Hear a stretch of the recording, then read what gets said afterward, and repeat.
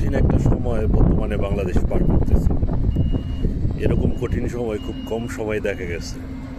বিগত বেশ সরকারের আমলে, অনেক সরকারের সময় যখন নতুন সরকার গঠন হয়, তখন বিরোধী দল কিছুটা চক্রান্ত করার কারণে আইন শৃঙ্খলা পরিস্থিতি অনেক অবনম হয়। চুরি, ডাকাতি, রাহাজানি, ছিনতাই, সেই সাথে ধর্ষণ, খুন, অনেক কিছুই বেড়ে যায়। কিন্তু এখন যেটা হচ্ছে সেটা মানে সহ্যের সীমানার বাইরে চলে যাচ্ছে।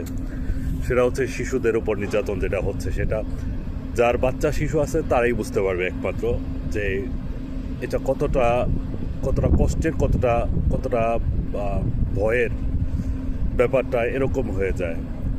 অনেক কষ্টের সাথে বলছি, আমারও বাচ্চা আছে, যার কারণে ব্যাপারটা কলিজার মধ্যে লাগে। এটা আমার কাছে মনে হয় একটা এরকম একটা পর্যায়ে চলতেছে, যেটার জন্য আসলে বাংলাদেশ সরকারের বিচার ব্যবস্থাটা অনেকটাই দায়ী। আমি বাংলাদেশ সরকারের কাছে অনুরোধ করে বলবো এবং সবাইকে অনুরোধ করবো, প্লিজ এর দৃষ্টান্তমূলক কিছু শাস্তির ব্যবস্থা করুন, যাতে ভবিষ্যতের জন্যে মানুষ দেখে অন্ততপক্ষে শিহরিত হয়। কারণ যতক্ষণ পর্যন্ত আইনের শাসনের প্রতি মানুষের ব্যাপারটা না যাবে, মানুষের কাছে আইনের শাসনটা ওইভাবে প্রতিষ্ঠিত না হবে, ততদিন পর্যন্ত এরকমভাবে অপরাধ চলতেই থাকবে।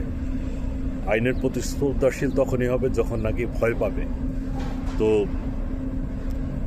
যেভাবেই হোক শাস্তির ব্যবস্থার সম্মুখীন করুন, যাতে ওই সমস্ত নরপিশাচগুলা এমনভাবে শাস্তি হোক যাতে ভবিষ্যতে এরকম করার আগে একবার চিন্তা করে। আল্লাহ সবাইকে সঠিকভাবে বোঝাতে